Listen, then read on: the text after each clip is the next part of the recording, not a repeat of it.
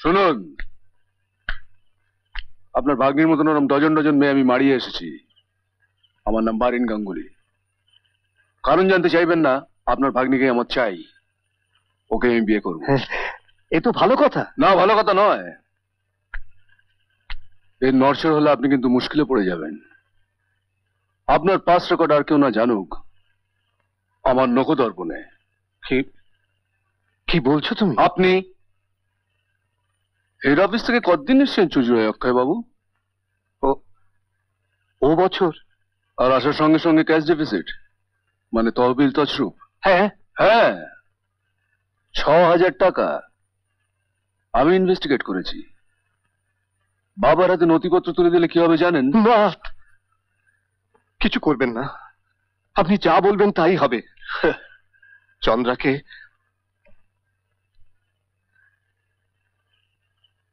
এই বিয়ে ফার আমার, আমি কথা দিচ্ছি। Thank you. আগে বিয়ের তারিখ বলতে পুজোর পর, অগ্রাণে তো বটে একটাই, 27 মাঘে অবশ্যই। না না, আবার মাঘে কেন? শুভস্য শীঘ্রম, অঘ্রাণে। অঘ্রাণেই দিন ঠিক হয়ে গেল আমাকে জিজ্ঞাসা না করে। মামা বাবু বোধ হয় আর দেরি করতে চান না। কই এসো তো। মা, মা, সে কি বারিনের মতো ছেলেকে তুই কতটুকু জানো? তুমি তাকে বিয়মনি দিলেই হলো। তুই বা কতটুকু জানিস শুনি? এই করে বারবার তোর মামা সম্বন্ধ আনবে আর তুই খামখেয়ালি করে এত তাড়া কিসের মা? জন্ম মৃত্যু বিয়ে, তিন বিধাতা নিয়ে। দিদি ভাই তো আর অবুঝ নয়, আর আপনি তো মা।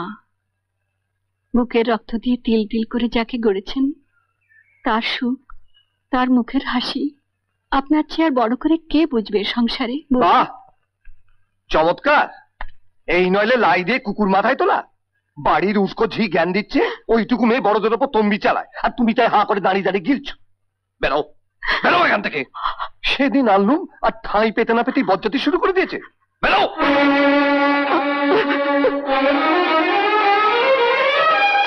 কি হলো? কি হাল হয়েছে আপনার সংসারে? ডিসিপ্লিন বলে কিছু নেই। না না, এ তো দেখছি আমাকেই সব ভার নিতে হবে। শুধু আমারটা বাদে। মানে? নিজের ভালো মন্দ বোঝার বুদ্ধিটুকু অন্তত আমার হয়েছে। চন্দ্রা, শুনলেন? শুনলেন আপনার মেয়ের কথা? না না, এই অপমান সহ্য করে আর।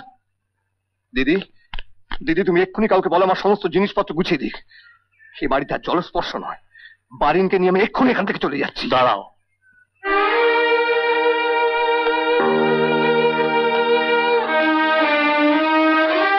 সন্ধ্যা, এসব কি? এই শিক্ষা আমি তোমাকে দিয়েছি? ক্ষমা চাও। অ্যাট ওয়ান্স পায়ে ধরে ক্ষমা চাইবে তুমি, কোনো কথা নয়। যাও।